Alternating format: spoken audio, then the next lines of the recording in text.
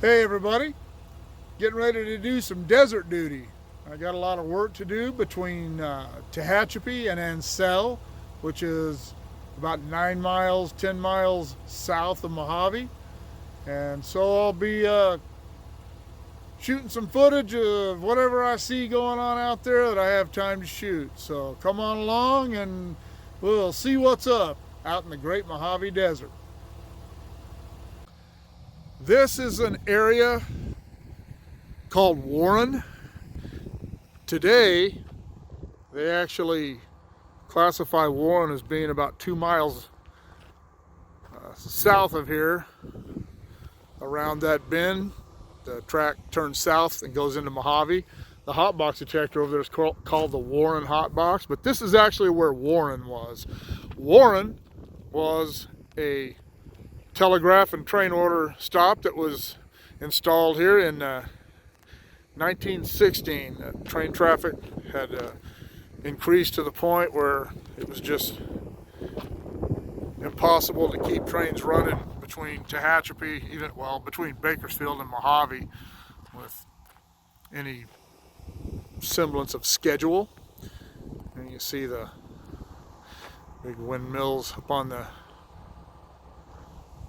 there you see the big wind turbines up on the hills above the places where we used to ride our dirt bikes. I spent half my life riding out there. Can't ride out there anymore. But anyway, this is where the station at Warren was. Up until up until about 10 years ago, the foundation and the floor for the old station was still here. You can see the tiles and everything.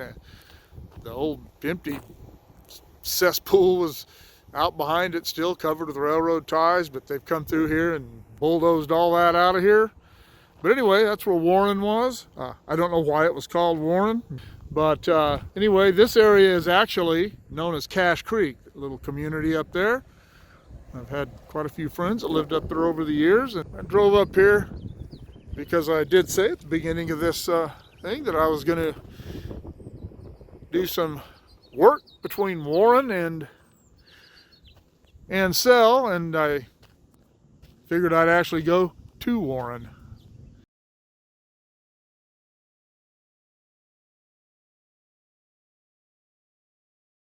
And pick it back up here. It looks like southbound BNSF manifest. Those are some, you can see, looking at the train and comparing it to the size of the wind machines in the background, those are some pretty good sized machines. I don't know how long those blades are, but it takes 2 railroad cars to haul 2 of those side by side. But that's a pretty cool shot. The train going by and the windmills in the background. Wind machines. Make any wind people mad at me.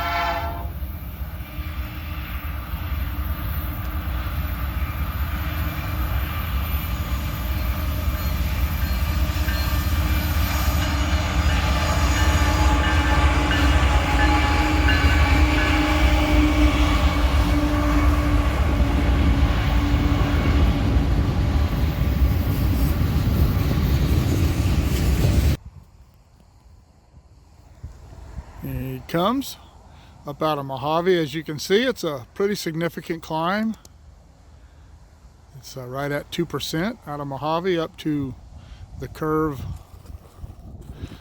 up above us here at Cameron, about half a mile. I don't know if you can see where the track curves away to the left, but still pretty steep up there, but it levels off a little bit. See the wind parks out there. The Cache Creek Hills, right out there where that kind of a baldish knob out there is, was called the arena. We used to go out there and ride our bikes. We used to ride our bikes all over those hills actually, but the arena was where we would park. Evidently, that's not something that you can do anymore, and that's a shame.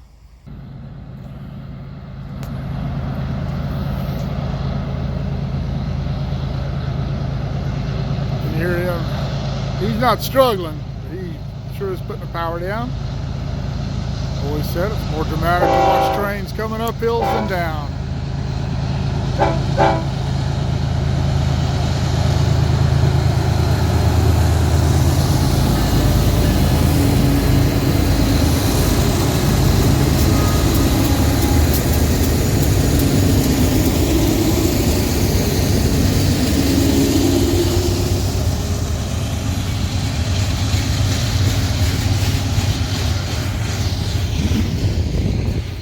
Well, I thought this was one of the heavy grain trains, but it looks like it's just a manifest. Got a lot of other different cars.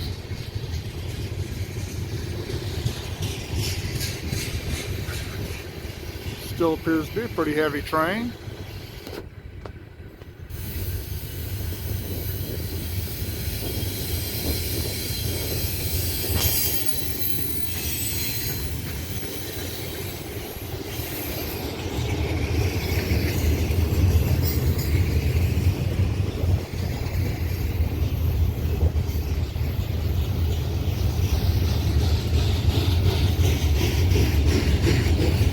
Good.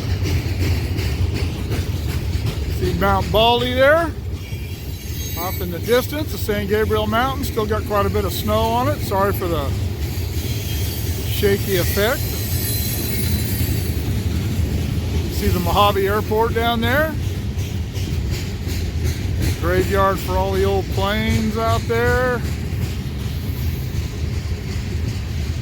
A lot of work goes on. That's where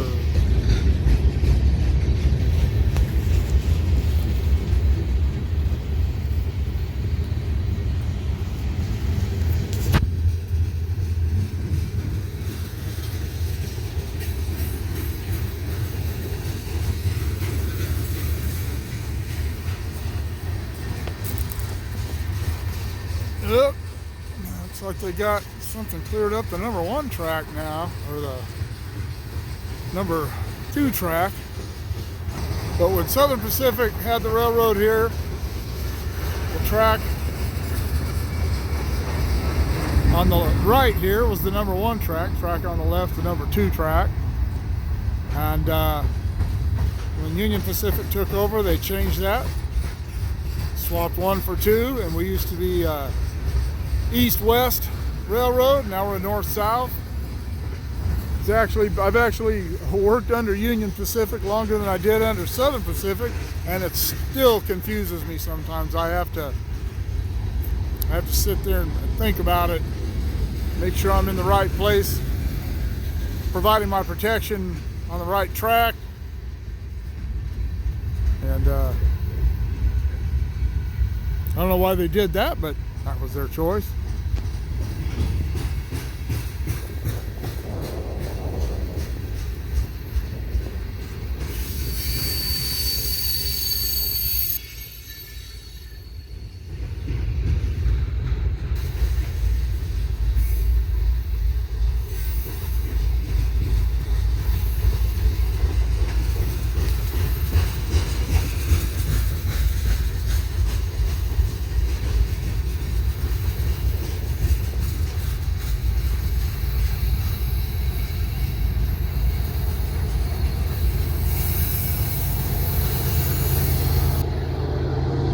Drones on the end of the train.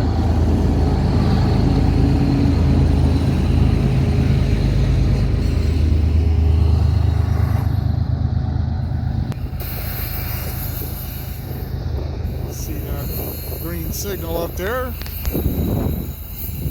And all that was on the down in Mojave a while ago, and all that was on the number 2 track was the ballast cleaner. It's been stopped for a couple hours now, so maybe there's an issue with it. I don't know. We'll see. Well, I'm out here south of Mojave. I'd come out here and check on some stuff. And the train that I shot in Tehachapi, the auto rack, a while ago, this train was right behind him. And this is a little more what I'm used to as far as trains going. This guy's probably going about 50 or 60 miles an hour.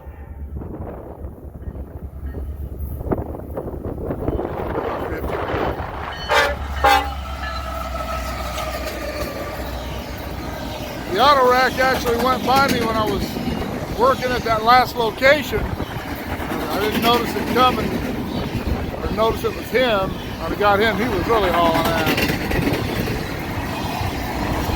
One of the reasons I wanted to stop here and shoot this train is that business right over there. And once this train's come by, I'll explain that. That is looking south toward Palmdale. That is Soledad Mountain. For all of you that, well, not very many of you went and looked evidently, but on my other channel, on MotoPoet 59, I did a piece on the Soledad Mountain there, the mining interests. And that is looking north toward Mojave. I can see another train up there right behind this one coming around the curve. Those are the Sierra Nevadas there going off in the distance. But anyway, a while...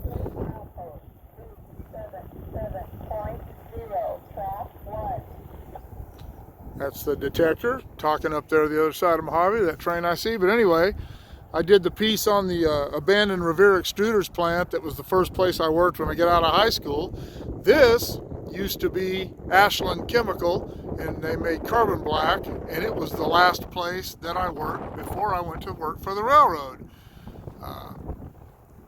It is now a Pittsburgh plate glass business. I don't know what they make here. I don't know if they make actually glass PPG. I don't know if they actually do glass stuff here, or if they, I know it's a very diverse company. But anyway, there used to be 4 big silos on top, hopper silos on top of that building there.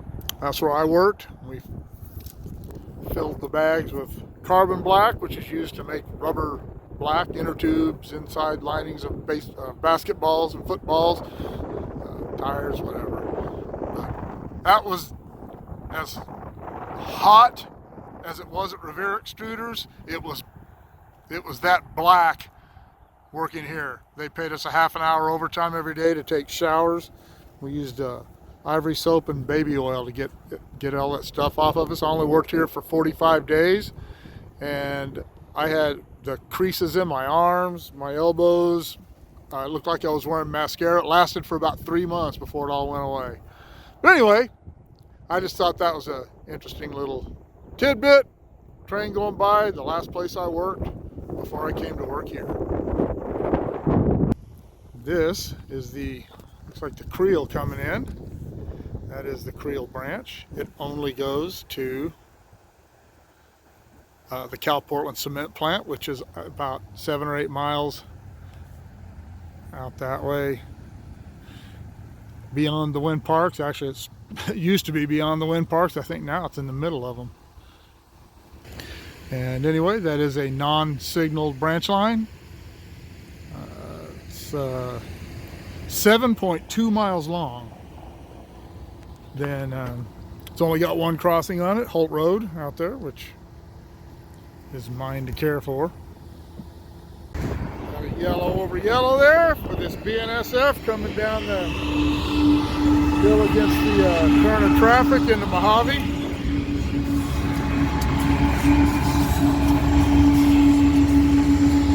Quite a few engines in that consist.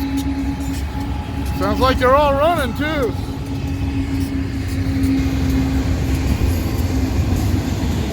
Container train. Again, this is a southbound train coming into Mojave. That is down the hill. The bottom of the hole is down there, kind of parallel where the bottom of that billboard is. That is called the Mojave Sink. And from there to Tehachapi, it is every bit as challenging a climb as it is up from Caliente to Tehachapi. It's a steep climb. It's actually a pretty decent climb back from there up to Ansel Hill, which is where we were earlier today.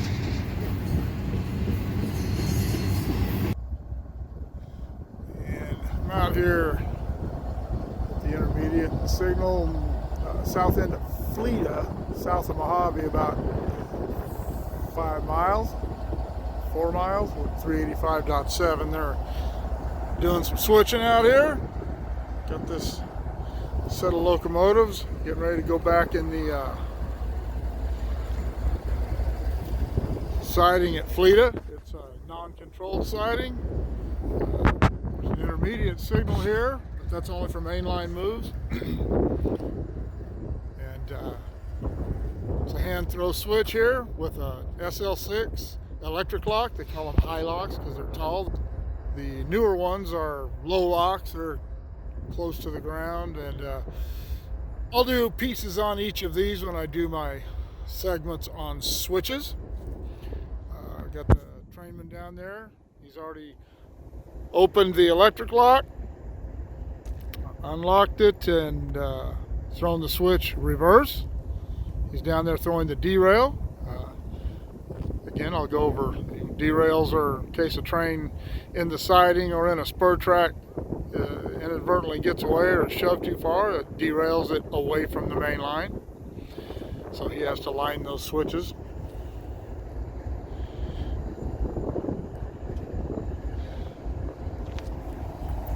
I got to do some work on, not work on prints really. I've got some boards to mount to store the prints in.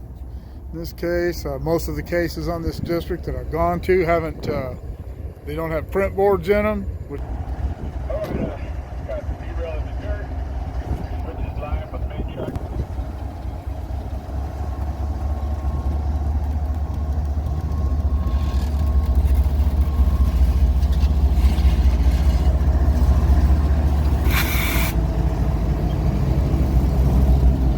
Go back in there and hook onto those hopper cars and pull them out on the main line and stick them in their train.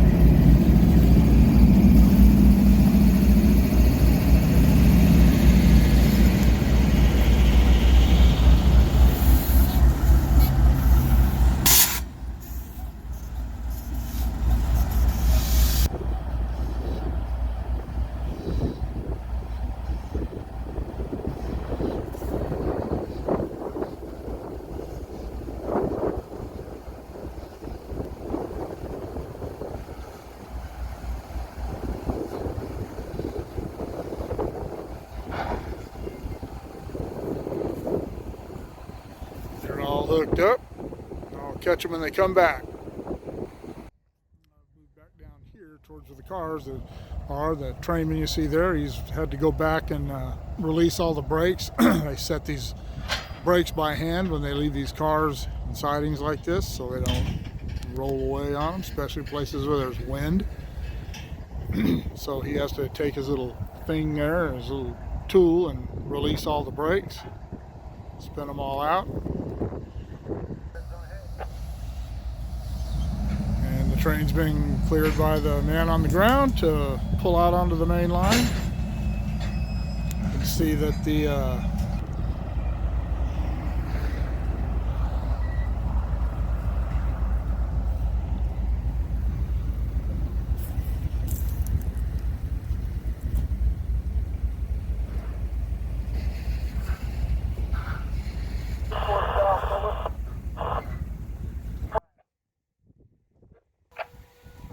near the trainman talking to the head end, telling him how much further they need to come back. What does one consider? About 100 feet? Yeah, about 120, 140. I think after being here for 40 years, I'd know that. But 6788, Hapaga. Okay, ready.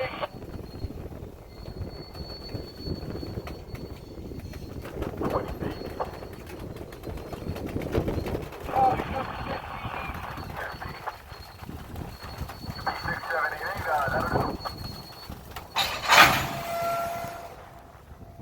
That's how you put a train together. 788, looks like they hooked up us.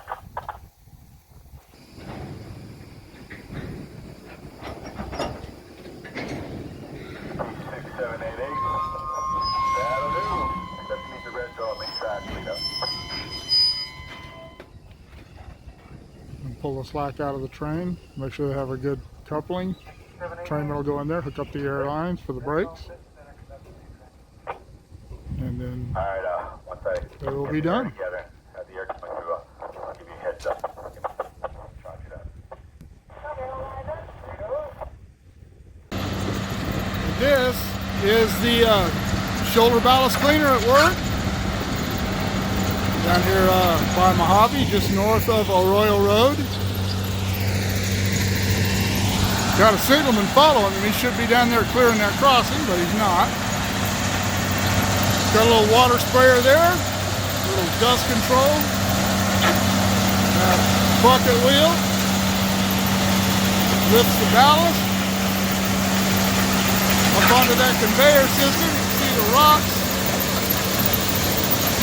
Go up there, filters out the dirt, dumps it back down, runs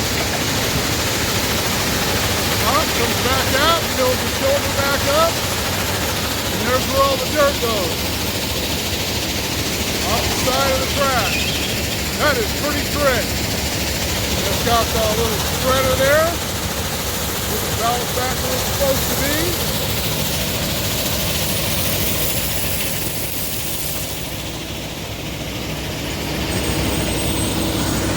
They turned it off so they wouldn't get me. Well, they're nice of them. I didn't care, whatever. A hell of a lot dirtier than that. But anyway, pretty cool little shot of the ballast, shoulder ballast cleaning system. I guess that's where the honchos work. Anyhow, another piece of the day in the desert.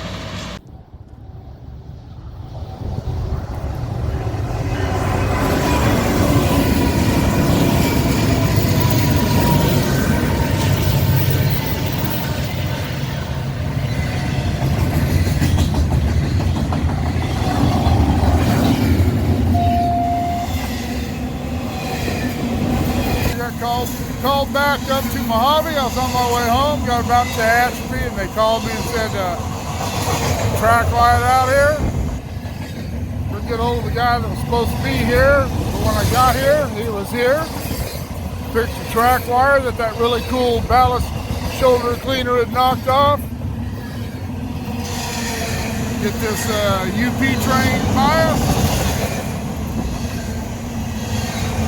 Bill's gonna take that operator back out to his machine, and we will bond this wire to the rail, and I'll try to go home again. Got a southbound train, container train stop there. I don't know. I think that's a BNSF train. I don't know why he stopped, but stopped so they could get this guy by. I guess he's a hotter train.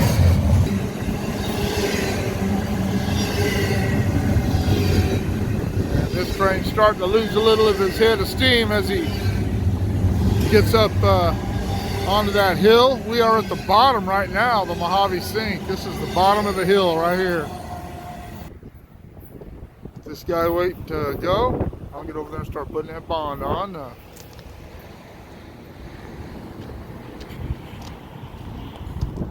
Wait till Harold gets back and he can be my lookout, and I won't have to get any contract safety. Oh, somebody's calling me on my radio. There we go. Well, this brings to a close a crazy day in the desert. Wasn't all that crazy. A lot of stuff going on, but not that big a deal. A little overtime at the end of the day. Help make everything okay. Hope everybody enjoyed it. Tell your friends about the channel. Like and subscribe. And we'll see y'all later.